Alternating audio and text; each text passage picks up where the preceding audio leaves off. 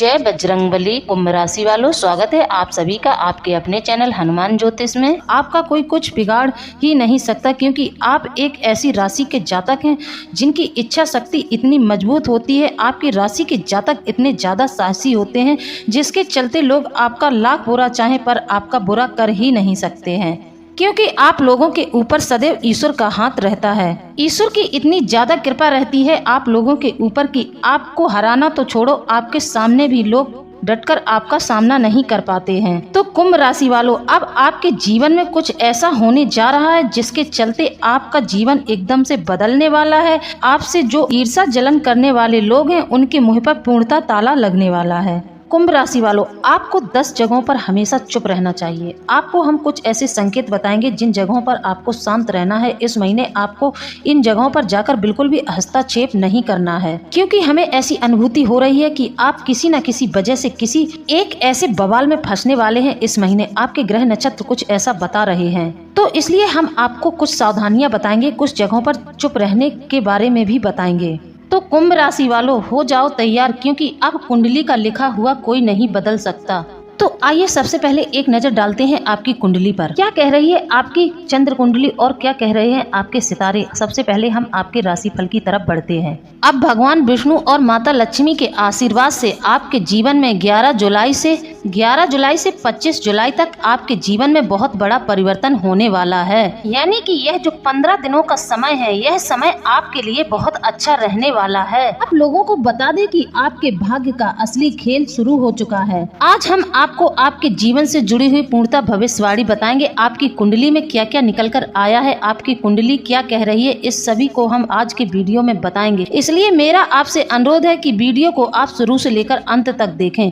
Video आधा अधूरा बिल्कुल न देखें। साथ ही जो हमारे चैनल पर नए आए हैं वह हमारे चैनल को सब्सक्राइब जरूर कर लें और कमेंट में जय बजरंगबली जरूर लिख दें, जय माँ लक्ष्मी जरूर लिख दें। आप लोग वीडियो को पूरा देखें कि किस प्रकार इन 15 दिनों के अंदर आपको बड़ी बड़ी सफलताएं मिलने वाली हैं। कौन कौन से आपको शुभ समाचार प्राप्त होंगे। इन 15 दिनों में आप लोगों को अपने जीवन में बहुत बड़ा परिवर्तन देखने को मिलेगा। 15 दिनों के अंदर आप लोगों का भाग्य जागृत होगा। वह कौन कौन से कार्य हैं आप लोगों के जो पिछले समय में रुके पड़े थे, वह कार्य भी अब इस समय पूरे होंगे। यह जो 15 दिनों का समय है, यह आपके जीवन में अत्यंत मंगलकारी समय होगा, क्योंकि आपकी कुंडली में बनने जा रहे हैं गुरु पुष्प राजयोग, सौभाग्य योग, धन लक्ष्मी योग, राजयोग, धन योग जैसे बड़े बड़े योगों का महासंयोग होने जा रहा है। इन योगों के चलते आपको नौकरी का योग भी प्राप्त होगा और आपका व्यापार बिजनेस भी बहुत अच्छा चलेगा। कई प्रकार की आपको बड़ी बड़ी खुशखबरियां प्राप्त होंगी। आपको यहाँ पर धन लाभ से जुड़ी हुई भी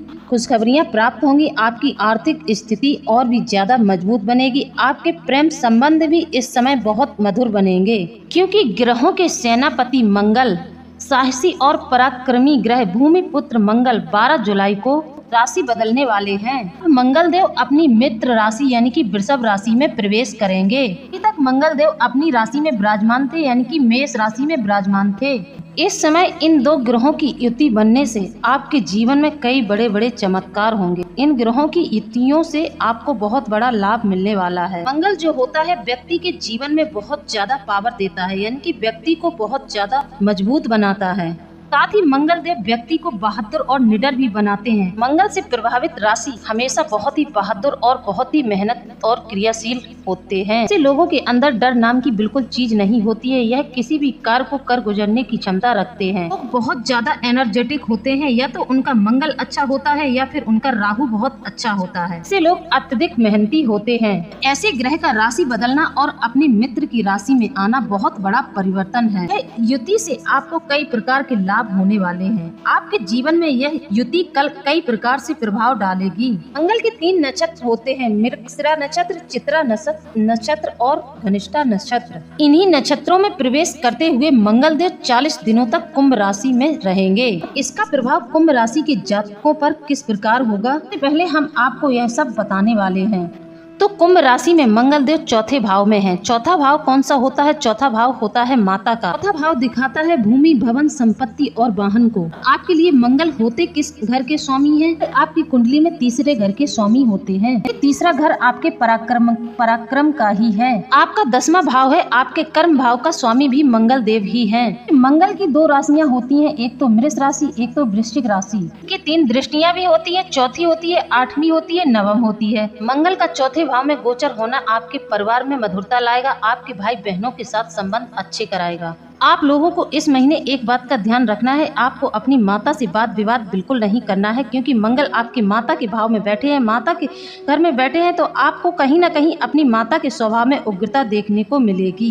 यह मंगल देव आपके प्रेम संबंध के जो बंधन है उनको बहुत मजबूत बनाएगा। आपका अपने जीवन साथी के साथ रिश्ता और भी ज्यादा मजबूत बन जाएगा। कि जो जीवन साथी है उनका आपकी तरफ बहुत ज्यादा सहयोग होगा, वह आपको पूर्णतः सपोर्ट करेंगे, आपके बारे में 24 घंटे सोचेंगे। आपका जो जीवन साथी होगा वह आपके हर एक काम में आपका हाथ बटाएगा। मंगल देव चौथे भाव में बैठे हैं और उनकी दृष्टि 10वें भाव पर पड़ रही है। 10वां भाव आपके जीवन साथी प्रेम संबंधों को भी दर्शाता है। इस समय मंगल देव आपके कार्य स्थानों पर आपके कार्यों में बढ़ोतरी करेंगे, आपके कार्यों को बढ़ाने का कार्य करेंगे। बदलाव के भी योग बन रहे हैं। आपके जीवन में इस समय कुछ बड़े बड़े बदलाव भी देखने को मिलेंगे। इन योगों के चलते कुछ लोगों की घर की तलाश भी पूरी हो सकती है। जो लोग नया घर लेना चाहते हैं उन्हें इस महीने प्रॉपर्टी से संबंधित कोई न कोई नई खुशखबरी मिल सकती है। जैसे कि जो लोग इस समय नौकरी की तलाश में थे उन लोगों को नई नौकरी मिलने के पूरे आसार बने हुए हैं।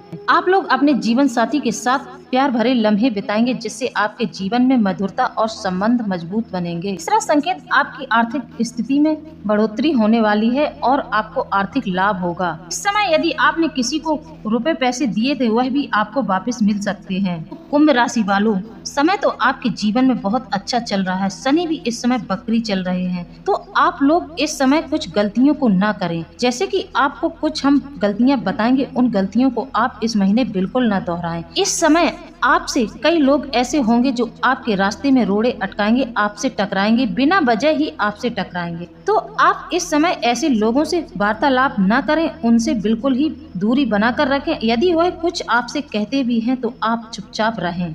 आप ऐसे लोगों से दूर ही रहें जिन लोगों को डर ही नहीं है आपके खोने का, तो वह आपके जाने का क्या अफसोस करेंगे। आपके पास नहीं है वह ख्वाब है, जो है वह लाजवाब है। जो है आपके पास उस पर ध्यान दो। मीठा झूठ बोलने से अच्छा है कि आप कड़वा सच बोल दो। से आपके जीवन में आपसे सच्चे दुश्मन जरूर मिलेंगे, लेकिन यह मीठा बोलने वाले लोग जो आपके पीठ के पीछे आपके साथ गद्दारी करते हैं, ऐसे लोगों को अपने जीवन से निकालकर बाहर कर दो। आपको इन 4 लोगों से हमेशा दूर रहना चाहिए जो आपसे बार बार झूठ बोलते हैं। दूसरा, आपकी इज्जत न करते हों। तीसरा, जो आपका बहुत ज्यादा इस्तेमाल करते हों। चौथा, जो लोग आपको बार बार नीचे गिराने की कोशिश करते हैं। हाँ, जीवन में ऐसे कई लोगों से हमारा सामना हो जाता है। जो व्यक्ति हमारे जीवन में रहते हैं, चाहकर भी हम उन्हें अपने जीवन से निकाल नहीं पाते हैं, लेकिन ऐसे लोग जब हमारे जीवन में प्रवेश कर जाते हैं तो इन लोगों के चलते हमें बहुत कठिनाइयों का सामना करना पड़ता है। यह खुद तो शांति से नहीं रहते हैं और साथ ही दूसरों को भी शांति से नहीं रहने देते हैं।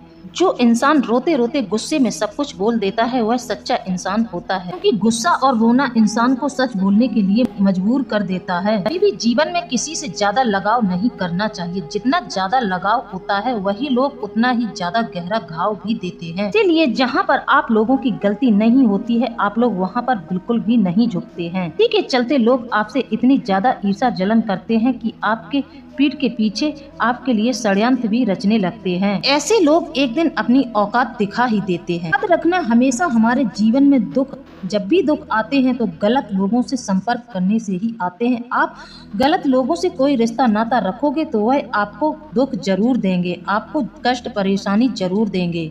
देखिए, अंधेरे में तो अपनी परछाई भी आप अपना साथ छोड़ देती है, तो दूसरे लोग ऐसे में आपकी क्या मदद करेंगे। इसलिए किसी भी बाहर वाले से ज्यादा उम्मीद ना रखें, ना ही किसी बाहर वाले पे बहुत ज्यादा भरोसा करें। अक्सर कहा भी जाता है कि समझदार व्यक्ति वही है जो बोलने से ज्यादा सुनने में विश्वास रखता है। रहना एक कला है, लेकिन यह लोगों को बहुत आसान लगता है, लेकिन यह आसान नहीं, यह बहुत कठिन काम है। रहने के कई नुकसान भी हैं, लेकिन कई जगहों पर चुप रहना बहुत ही फायदेमंद माना जाता है। ऐसे में आप लोगों को यह जानना बहुत जरूरी है कि आपको किस जगह पर बोलना चाहिए, किस जगह पर आपकी मौन रहने में ही भलाई है। आचार्य चाणक्य ने हमारे जीवन को सफल और सुखी बनाने के लिए कई बातों का जिक्र किया है। आचार्य चाणक्य कहते हैं कि इन स्थानों पर चुप रहने वाला व्यक्ति जीवन भर सुखी रहता है। साथ ही यदि व्यक्ति ने इन 10 जगहों पर अपना हस्तक्षेप कर दिया तो व्यक्ति के जीवन में बहुत सारी मुसीबतें आ जाती हैं। ऐसा करने से व्यक्ति आगे चलकर बहुत बुरी स्थिति में फंस सकता है। आइए अब हम आपको बताते हैं वह कौन सी 10 जगह हैं जहां पर आप लोगों को हमेशा शांत रहना चाहिए।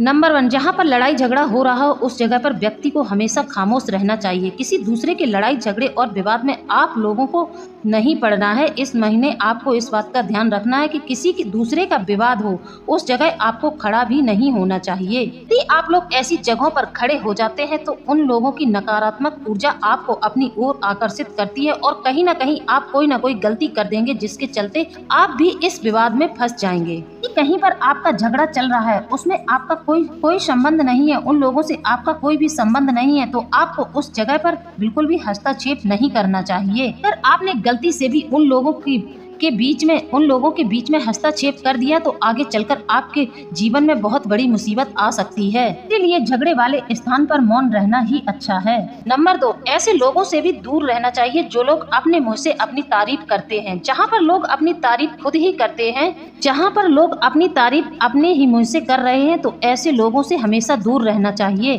किसी स्थान पर जहाँ लोग अपना अहंकार दिखा रहे हैं तो उस स्थान पर भी आपको खामोश रहना चाहिए। इसी जगहों पर बोलने वाले व्यक्ति का अपमान ही होता है तो ऐसे लोगों से दूर रहें और ऐसी जगहों पर अपने आप को चुप रखें। इसके अलावा ऐसे लोग आपको नीचा दिखाने की भी कोशिश करेंगे, इसलिए एक बुद्धिमान व्यक्ति को ऐसे स्थान पर हमेशा चुप ही रहना चाहिए। नंबर 3, जब कोई आदमी आपके सामने किसी तीसरे आदमी की बुराई कर रहा हो तो उस समय आपको बस चुप रहकर सुनना चाहिए और अपनी राय व्यक्त नहीं करनी चाहिए कि जो आज आपके सामने किसी तीसरे की बुराई कर रहा है वह कल किसी और के सामने आपकी भी बुराई कर सकता है। यदि आपने कुछ कहा तो वह आपकी बातों को यहाँ वहाँ भिड़ाकर आपका संबंध खराब करवा सकता है। इसलिए बेहतर यही होगा कि आप ऐसे स्थान पर रुके ही ना जहाँ किसी की बुराई की जा रही हो। अब चौथा है, जब आपके पास अधूरी जानकारी हो। अधूरी जानकारी बहुत ही खतरनाक होती है। यदि आपको किसी घटना या किसी विषय पर अधूरी जानकारी है तो तब आपके लिए चुप रहना ही उत्तम है, क्योंकि अधूरा ज्ञान बड़ा घातक होता है।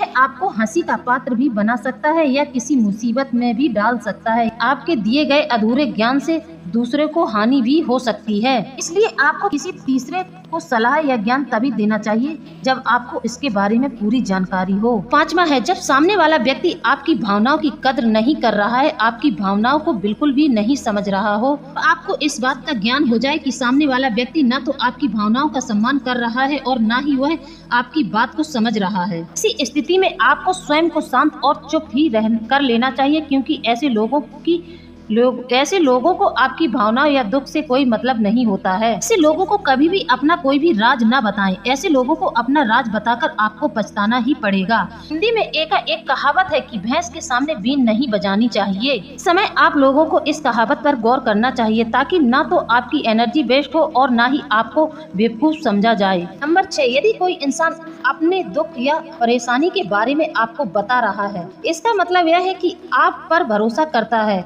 और आपको अपना समझता है। ऐसे में तुरंत ही उसे उसकी समस्या का समाधान न बताएं।